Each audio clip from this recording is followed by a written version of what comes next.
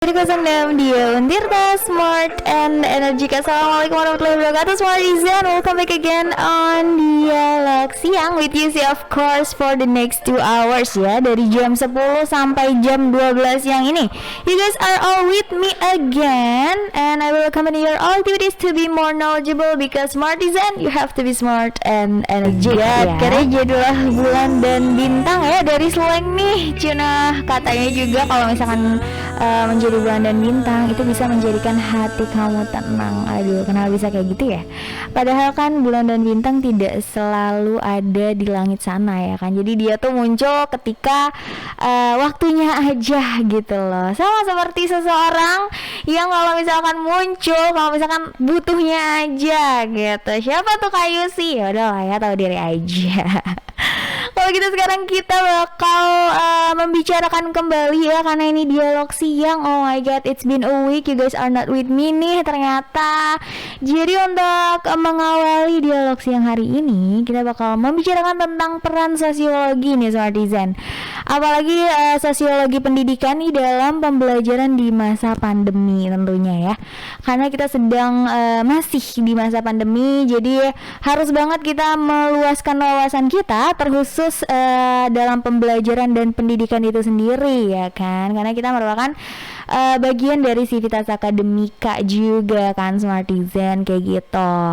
Jadi perubahan sosial nih ya Smartizen itu merupakan sebuah dinamika kehidupan yang pasti dialami dong oleh semua manusia gitu loh selama perjalanan hidupnya masing-masing tentu. Jadi siapapun, kapanpun dan dimanapun pasti manusia itu mengalami perubahan dalam berbagai aspek. Setuju nggak? Pasti dong. Jadi karena antara individu dengan individu ataupun individu dengan masyarakat ataupun masyarakat dengan lingkungan itu pasti ada perubahannya kayak gitu ya. Jadi ada juga masyarakat yang relatif lambat nih dalam perubahan sosialnya, tapi ada juga masyarakat yang mengalami perubahan sosial yang begitu cepat ya, istilahnya seperti itu. Jadi hal tersebut tuh nggak hanya dipengaruhi oleh persentuhan masyarakat satu sama lain, tetapi juga adanya perkembangan ilmu pengetahuan dan juga teknologi tentunya nih. Dan gak hanya itu semua desain, jadi perubahan sosial juga muncul karena adanya bencana global yang memaksa warga untuk harus menghadapinya dengan cara-cara yang nggak biasa kita lakukan. Contohnya seperti saat ini ya nggak sih?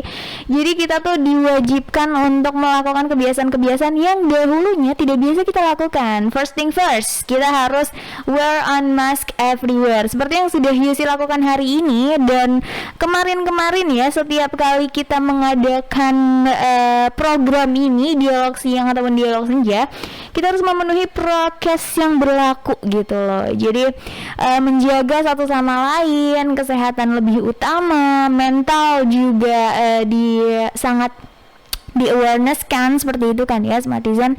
Jadi banyak banget hal-hal yang tidak biasa, sehingga dengan itu kita tuh mengalami perubahan fundamental yang total gitu loh. Jadi perubahan sistem sosial masyarakat ataupun change of social system kayak gitu. Nah, kalau misalkan dikaitkan dengan COVID-19 yang tadi aku bilang, ini maksud dari perubahannya itu perubahan yang pertama itu perubahan kebudayaan material ya. Kayak kita harus stay at home sampai waktu yang belum ditentukan kayak gitu, kecuali ada hal-hal yang mendesak ataupun kepentingan-kepentingan yang urgent kayak gitu.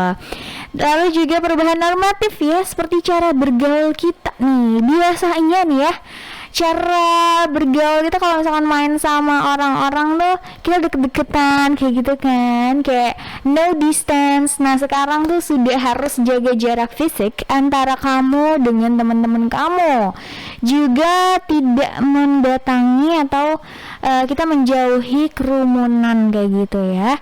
Dan yang ketiga itu perubahan sistem nilai nih Smartizen. Jadi ya seperti masyarakat itu lebih biasa untuk menjaga kebersihannya ya Smartizen. Jadi kita tuh lebih peduli sama lingkungan kayak gitu kan. Nah sebelum itu Yusi mau kasih tahu bahwa peran sosiologi pendidikan yang lainnya ya, tapi tentu aja Yusi nggak bakal berbicara sendiri karena ini first day banget. So it means Yusi harus ditemenin sama seorang sadis atau saya diskusi. Setuju tidak? Oleh karena itu kita bakal ngobrol lanjut tentang peran sosiologi pendidikan terkhusus dalam masa pandemi ini.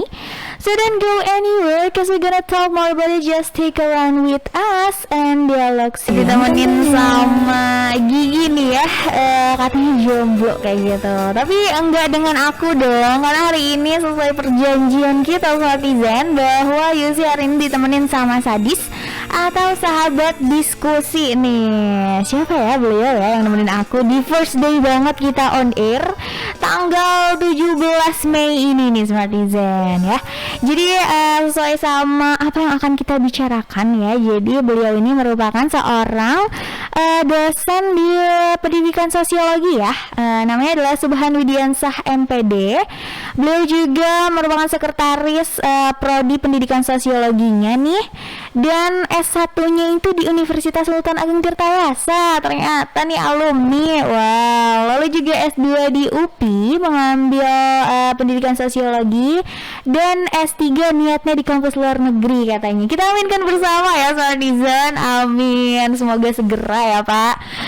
Oke, langsung aja sesuai sama yang udah Yusi bicarakan di awal banget nih tentang peran sosiologi pendidikan dalam pembelajaran di masa pandemi. Sebelum itu kita langsung aja kali saya hello ke bapaknya ya, biar Smartizen semua bisa mendengarkan suara Pak Subhan yang akan menemani aku sampai pukul 12 siang ini. Kalau gitu kita say hello. Assalamualaikum Pak Subhan. Waalaikumsalam warahmatullahi wabarakatuh. Apa kabar Pak hari ini? Alhamdulillah baik. Baik ya, amin amin amin. Tetap semangat ya Pak di first day kita mengudara nih. Betul, harus semangat. Harus ini masih banget. masih hangat-hangatnya hari raya. Hangat-hangat hari raya betul. Betul banget. Sebelumnya minal aizin wal faizin ya buat Smartizen dan juga Pak Subhan. Mungkin even kita first time bertemu ya Pak, tapi minal aizin wal faizin aja. Ya, Mohon maaf lahir dan batin. Oke kayak gitu ya. Kalau misalkan tadi Yusi sama Smartizen sebenarnya sudah membicarakan nih Pak tentang perubahan-perubahan yang terjadi terkhusus di lingkup sosial ya ketika adanya masa pandemi seperti ini nih. Lalu Bapak kan sebagai dosen sosiologi ya. Betul. Boleh kali Yusi nanya-nanya? Silakan. Boleh ya. Jadi lebih ke basic aja sih sama in general. Sebenarnya apa sih Pak peran sosiologi nih di masa pandemi seperti ini terkhusus sosiologi pendidikan? Oke.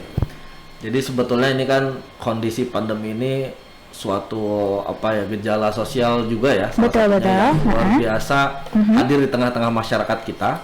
Masyarakat dunia lah, bukan hanya di Indonesia ya. Iya. Masyarakat dunia. Satu dunia. Di tengah aktivitas kita dan masuk ke seluruh elemen aspek-aspek kehidupan kita. Termasuk salah satunya yang memang saat ini sedang saya pribadi fokuskan adalah dalam ruang lingkup pembelajaran atau pendidikan. Ya, di pendidikan formal, informal maupun non formal. Di mana memang terjadi pergeseran dari mulai paradigma, metode belajar, kemudian juga kebiasaan-kebiasaan belajar, transmisi kebudayaan dan lain sebagainya lah. Yang itu memang berjalan begitu cepat karena kan pandemi tidak ada yang pernah memprediksi ya. Betul. Dimana memang pada saat ini kan kita sedang mempersiapkan diri pembelajaran ini mengarah pembelajaran pada era abad 21, era destruktif atau era revolusi industri generasi keempat ini ya. Tapi dengan hadirnya pandemi, saya pikir ini adalah salah satu, saya ambil petik hikmah dari adanya pandemi. Ada hikmahnya ya. Walaupun ini musibah secara penyakit ya, dalam dunia kesehatan. Tapi ada yang bisa kita tarik dari kesimpulan hikmah yang terjadi akibat dari pandemi. Bagaimana hikmah yang terjadi?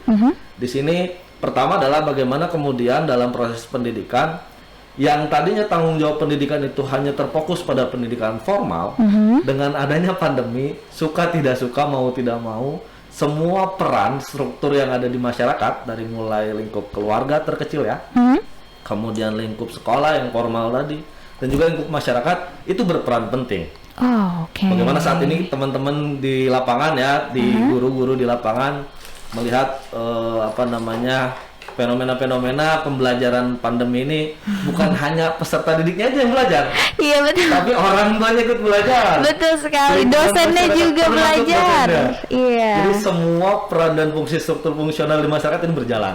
Oke. Itu salah satu hikmah ya. Yang tadinya semua kan hampir menitipkan pada sekolah gitu ya. Betul, Peran betul. fungsi anak didik ini, peran fungsi keluarga ini tidak berjalan maksimal dan lain sebagainya. Kemudian di satu sisi juga tadi dalam mempersiapkan pembelajaran pendidikan di era disruptif atau abad 21 dengan adanya pandemi, suka tidak suka mau tidak mau semua dipaksa untuk belajar secara digital. Coba bayangin kalau nggak ada pandemi mungkin kita akan lambat. Iya Ya, sih. saya sih melihat seperti itu Oke. yang fenomena terjadi hari ini. Oke. Jadi semua sebenarnya serba dipaksa ya Pak jadinya. Serba dipaksa dan kita tidak bisa menghindar dari itu. Iya, mau tidak mau kita harus menyesuaikan ya Pak beradaptasi. ya. That's it. Jadi sosiologi, peran sosiologi pendidikan terkhusus kita berarti mempelajari struktur sosialnya ya Betul, Pak ya. struktur sosial. Perubahan-perubahan sosial yang terjadi di masyarakat Yang terjadi di seperti masyarakat. itu, juga menyesuaikan habit baru berarti Ya. nih. Waduh, semakin itu aja ya, semakin ada challenge tertentu nih di masa pandemi seperti ini ya. Tapi sebagai mahasiswa nih Pak, jujur-jujuran aja deh sebenarnya ya. belajar via digital itu menurut aku kita belajar secara offline saja ya, kadang ada yang tidak dimengerti. Ya. Nah, kalau digital nih Pak, itu semakin kayak apa ya? Semakin ada distance gitu loh. Betul. Karena apa karena COVID-19 ini mengharuskan kita ada distance sehingga cara pembelajarannya pun benar-benar terasa sangat distance, terkhusus ketika menerima ilmu-ilmunya nih Pak. Itu dari Bapak nih tipsnya kepada mahasiswa nih seperti apa nih Pak? Ya, memang pandemi COVID ini bukan lagi mengharuskan ya, tapi memang memaksa Memaksa. kita untuk melakukan distance. Makanya ada social distance dan sebagainya. Termasuk dalam pembelajaran. Iya betul. Karena kan bagaimanapun pembelajaran tatap muka konvensional pada umumnya kan itu mengumpulkan banyak orang. Iya. Terus kan sangat rentan kalau dalam Betul. kondisi saat ini. Betul sekali. Sehingga mau tidak mau kita juga dipaksa untuk distance. Hanya tadi dalam pembelajaran daring tentu ya, baik itu ke daring atau konvensional sebetulnya kan ada plus minus ya. Iya, betul. Dalam pembelajaran, baik itu dalam penyerapan materi, kemudian juga dalam metode pembelajaran itu pasti ada kendala.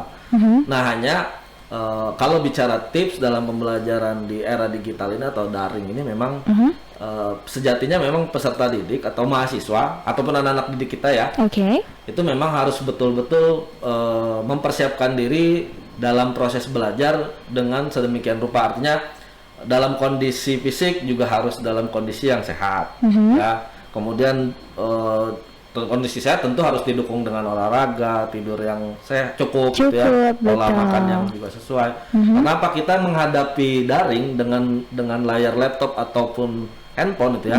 Itu kan tingkat resikonya juga besar, efek sampingnya kan, Oke. pada kesehatan dan lain sebagainya. Maka persiapkan diri juga untuk hal itu. Kemudian kedua, pembelajaran daring memang cenderung ya, cenderung itu tidak begitu aktif Betul. dalam pembelajarannya, ya, cenderung pasif lah gitu. Karena tadi kita terbatas karena hanya ada di dalam kamera atau di dalam layar gitu ya, Iya, yang betul biasanya sekali. kita bisa tahu bagaimana gimmick pembelajaran yang terjadi antara dosen dengan Dan mahasiswa, mahasiswanya. guru dengan anak didiknya ya. Terjadi juga proses transmisi kebudayaan itu ya, penerapan betul. sikap dan perilaku.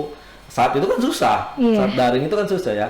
Nah, maka harus dipersiapkan diri tadi pertama, kedua dibuat nyaman. Dibuat nyaman itu begini, kalau saya dalam pembelajaran mengarahkan kepada anak-anak untuk dalam pembelajaran itu jangan terlalu kaku.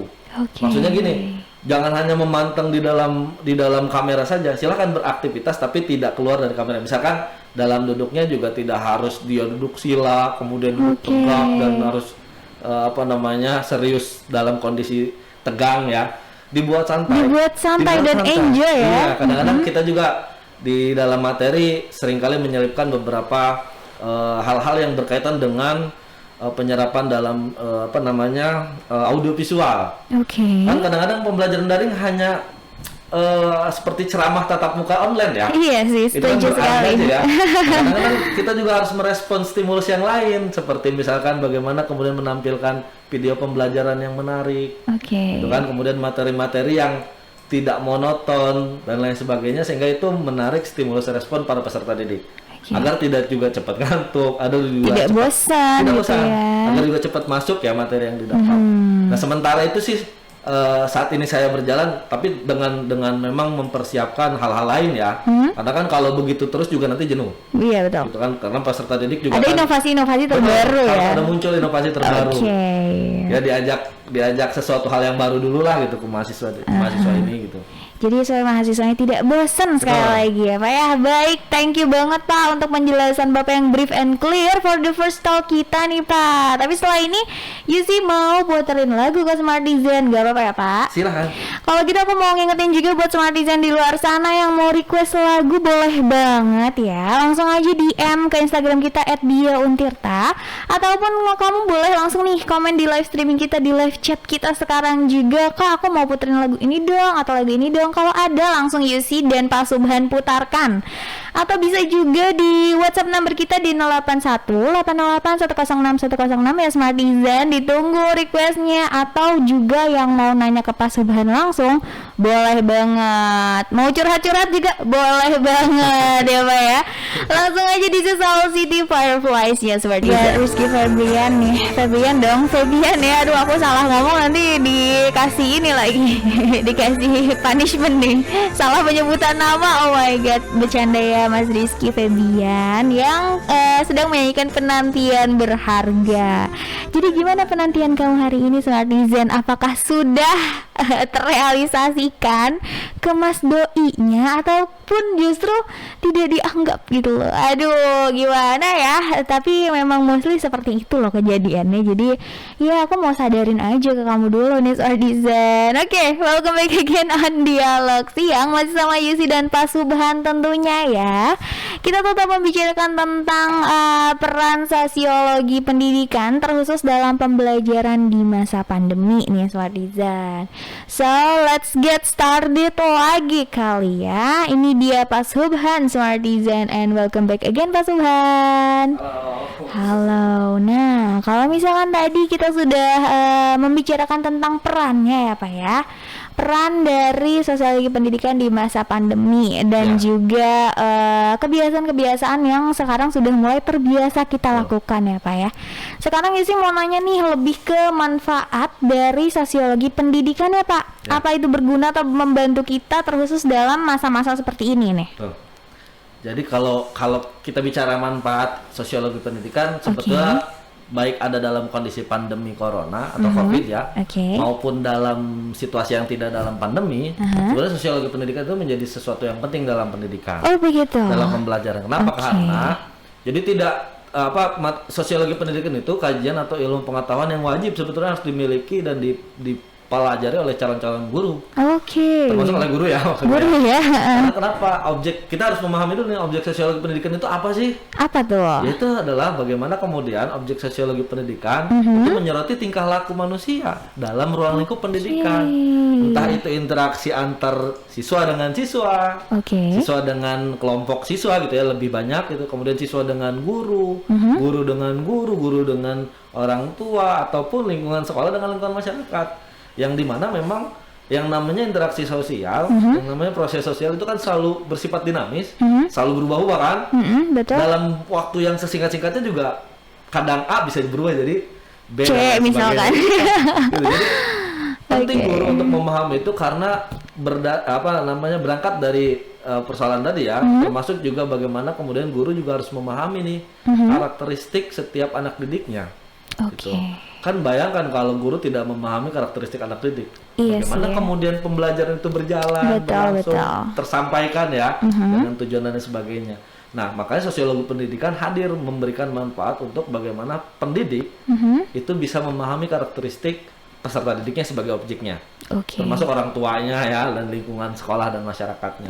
Nah, ketika sudah memahami karakteristik, tentu akan lebih mudah memberikan metode pembelajaran, kemudian menyampaikan materi, mentransformasi pengetahuan atau ilmu ya, dan juga ya tentu dalam pencapaian pembelajaran. Nah memang di dalam pandemi ini yang agak kesulitan nih. Iya, Kesulitan aduh. karena tadi Tantangannya ya berarti betul, ya. ini menjadi tantangan kita di sosiologi. Oke. Kenapa? Karena tadi adanya distance. Heeh. Jadi dengan distance ini kan kita guru atau dosen juga kesulitan untuk mendalami lebih jauh karakter peserta didik kita. Betul.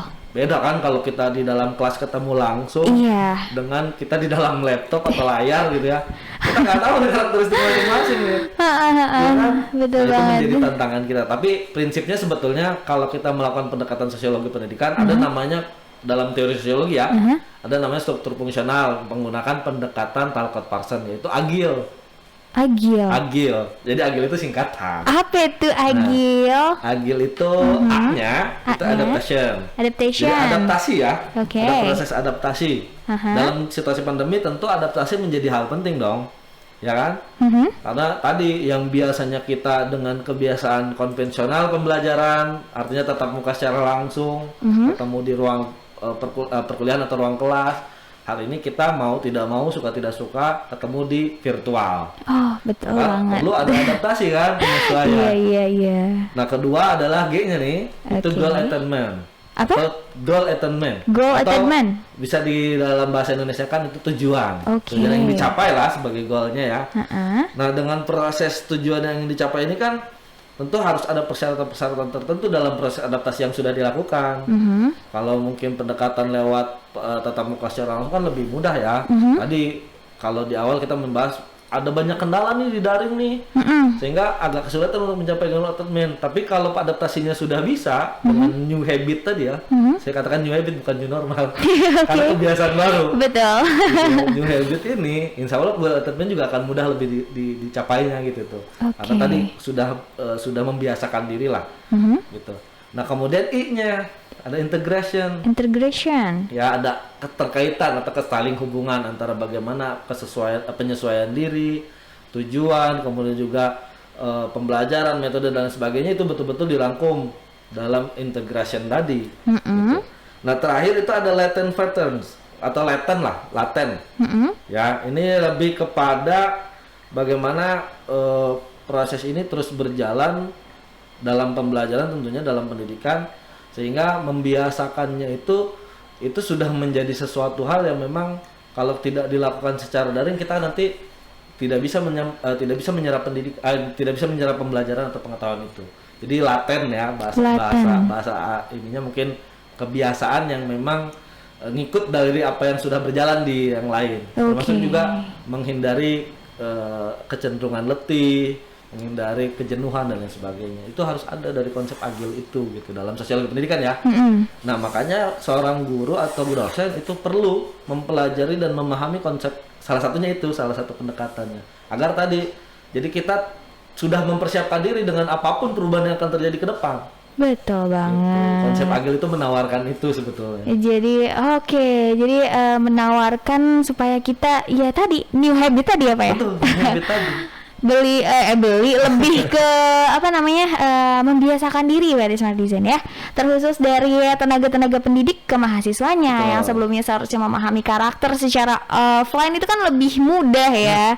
Kayak kalau misalkan anaknya deg-degan banget nih, kelihatan nih deg-degannya gimana, gimmicknya kelihatan dan akan berbeda dari kamera ya Pak ya. Kalau kamera kan bisa kita tiba-tiba matiin data, sorry ma'am gitu, my connection was lost kayak gitu kan. Kalau misalkan di real life nih smart design ya, itu kamu nggak bisa tiba-tiba sorry ma'am kayak gitu, nggak bisa. Kalau deg-degan aja gitu. Oke, that's it. Thank you banget Pak Subhan. Ya ampun, keren banget nih Pak Subhan penjelasannya ya. Sebelumnya Yusi mau bacain komentar nih dari Smartizen semua. Katanya dari Dini Effendi, request lagu kesukaan Pak Subhan dong, One Time Justin Bieber. Wah, Bapak Belieber? Bapak Belieber nih emang? Enggak juga sebetulnya. Aduh, lalu juga dari Alma Kirana dan Putri Salsabila. Halo juga ya. Terima kasih udah nemenin aku dan Pak Subhan di live streaming kita sekarang ya. Sampai pukul 12 ya Smart Design. Baik, kalau misalkan begitu aku cariin dulu nih Justin Bieber yang One Time. Bapak nih sebenarnya belieber, cuman ini kali ya agak malu-malu kita ya Smartizen ya. Jangan-jangan belieber parah nih Pak Subhan nih. Kalau gitu one time-nya, waduh nggak ada di one time. Gimana dong? Pak Subhan maunya apa nih dari Justin Bieber nih? Wah, sebetulnya saya Indonesian banget kalau lagu tuh. Indonesian banget ya. Atau jangan-jangan dari kamunya Dini ya? Atau dari Dininya kali ya? Ya udah nggak apa-apa, aku puterin aja kali buat Dini di luar sana yang udah request Justin Bieber one time tapi belum ada ternyata lagunya. Langsung aja kita puterin Justin Bieber pukul 11.30 nih, which means it's 30 minutes left. It's probably gonna be our last talk juga dengan Pak Subhan ya, Pak Smartizen semua di luar sana. Oke, ini udah mulai lagi nih dipenuhi oleh Smartizen yang masih menonton dengan apa ya, dengan santainya mungkin di rumah ya Smartizen. Iya dong, harus tetap di rumah saja dulu gitu. Well, karena sudah pukul 11.30 seperti yang udah UC bicarakan, maka langsung aja kali ya kita undang lagi Pak Subhan ke layar kaca kita dan say hello again buat Pak Subhan. Hello. Halo. Aduh gak kerasa ya Pak, udah 11.30 ya Pak? Iya, gak kerasa bener ini. Cepet juga waktunya ya. Cepet sekali, berarti kita enjoy nih Pak dengan apa yang kita lakukan sekarang. Waduh, that's it Smartizen juga kalau misalkan sedang kelas harus enjoy seperti ini biar tidak terasa lama dan berat kayak gitu ya. Oke, sesuai yang udah Yusi bilang ya Pak, Smartizen bahwa ini mungkin menjadi last talk kita. Karena sudah 11.29 sekarang ya nambah lagi nih 1 menit. Lalu Yusi mau tanya, mungkin hubungan antara sosiologi dan pandemi COVID-19 ini sendiri apa sih Pak? Kayak gimana cara kita bertahan juga nih di dalam situasi dan perubahan sosial seperti saat ini gitu. Kalau bicara hubungan tentu sangat erat ya. Hubungan nih. Udah langsung kalau bicara hubungan sangat erat. Aduh. Karena COVID ini kan masuk ke sendi-sendi lingkungan aktivitas sosial. Betul, yang mana kajian sosiologi fokusnya juga di masyarakat, di manusia lah, di masyarakat. Yang tentu ini sangat berdampak pada perubahan sosial ya. Kenapa? Karena tadi dalam konteks interaksi sosial tentu pasti ada distance, social distancing dan sebagainya. Yang itu kan akhirnya memberikan batasan terhadap interaksi yang berjalan di masyarakat, dan itu pasti berdampak pada banyak hal. Sangat berdampak ya.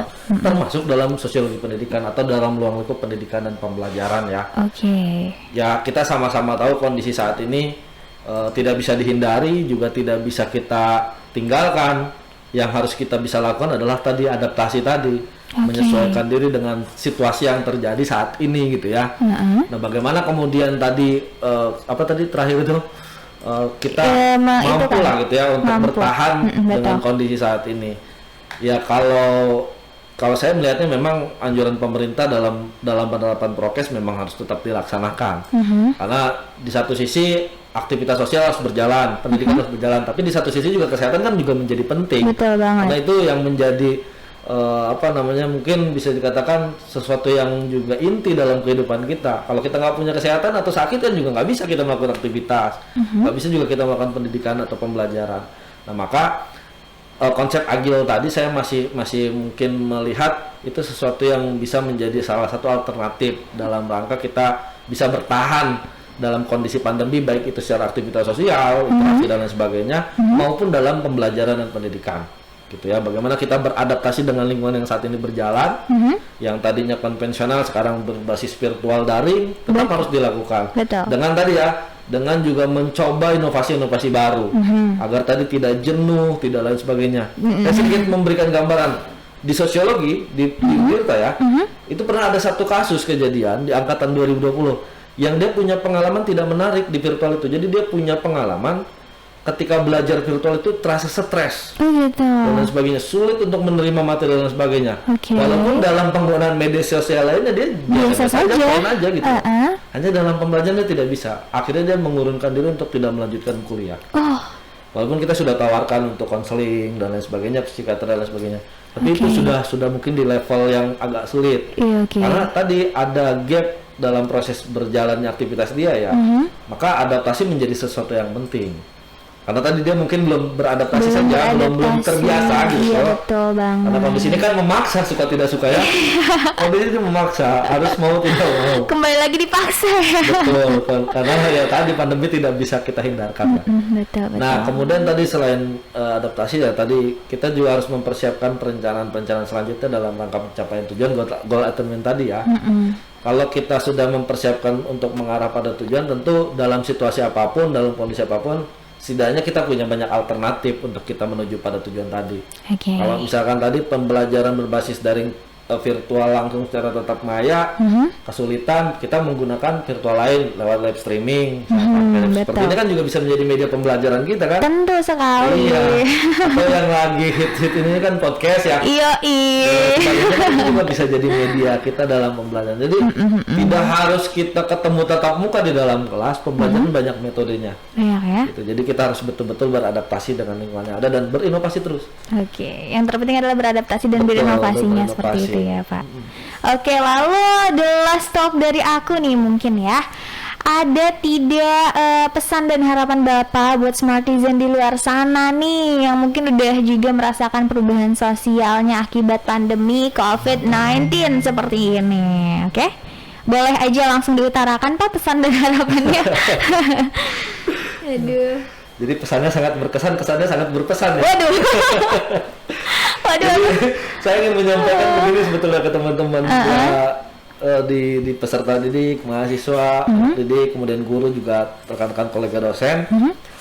COVID ini kan tentu sangat membahayakan dalam aktivitas apapun ya. Dan itu sangat memberikan pengaruh dan dampak besar gitu. Terutama di dalam dunia pendidikan juga. Sampai-sampai misalkan ya ukuran dalam tujuan pendidikan juga kita kesulitan gitu ya. Karena tadi proses pembelajaran ini berangsur-angsur berubah secara total. Sehingga pesan yang ingin saya sampaikan tadi tentu dalam proses beradaptasi juga kan tidak semudah apa yang saya sampaikan sebetulnya kan. Perlu proses panjang ya, perlu proses panjang, perlu proses yang betul-betul strength gitu dan sebagainya. Karena daring juga banyak kendala, dari mulai jaringan, dari mulai lingkungan, kondisi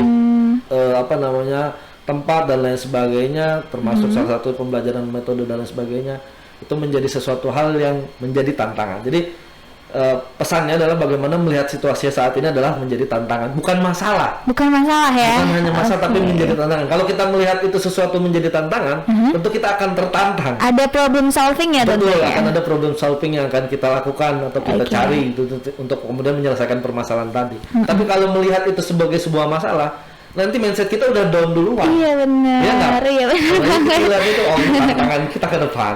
Ya, karena bisa jadi 2, 5, 10 tahun ke depan bisa jadi lebih daripada COVID tantangan kita ke depan. Maka kita harus mempersiapkan diri dong. Betul. Dan satu lagi tadi kalau bicara proses dalam adaptasi dan lain sebagainya, saya masih yakin ya yang namanya hasil atau ya hasil gitu ya, itu tidak akan pernah berkhianat pada proses. Waduh. Gitu, masih berpegang teguh akan itu ya. Betul. Keren jadi banget prosesnya sih. maksimal, hasilnya juga akan maksimal. Oke, jadi maksimalkan prosesmu nih Smartizen, that's it ya. Wow, keren banget. Sudah Pak yang ingin disampaikan itu saja buat Smartizen, ada lagi kah? Ya tetap keep strong. Keep strong and be happy tentunya ya. Karena di masa seperti ini kita harus tetap senang, bahagia. Oke, utamakan kesehatan mental kamu juga nih ya Smartizen. Satu sedikit ada jargon kalau di sosiologi itu. Boleh, apa tuh? Ya namanya spirit of social. Spirit of social. Oke, sip. Itu adalah jargon sosiologinya ya. Well, thank you banget Pak Subhan udah nemenin Yusi selama kita 1,5 jam loh Pak. Bapak menemani aku. Iya, tidak kerasa kan? Jangan bosan-bosan kalau misalkan diundang lagi ke sini. Siap, insyaallah. Bertemu sama aku lagi dan kita membicarakan hal yang lain lagi ya Pak ya. Seperti itu. Semoga Bapak sehat terus. Amin. Sukses terus ya Pak ya. Sama-sama, semoga sehat juga Mbak Usi dan teman-teman. Amin ya rabbal alamin. Dan aku sih kalau misalkan di akhir acara selalu bilang semoga Bapak bahagia selalu juga. Amin. Oke, that's it. Thank you banget Pak. Wassalamualaikum warahmatullahi wabarakatuh. Waalaikumsalam warahmatullahi warahmatullahi wabarakatuh. Oke Smartizen, jadi seperti itu ya antara aku dan Pak Subhan untuk hari ini nih ya. Tapi tenang aja, masih ada sekitar 20 menit terakhir. Yusi bakal nemenin kamu tentunya, walaupun Pak Subhan sudah AFK nih ya dari layar kita.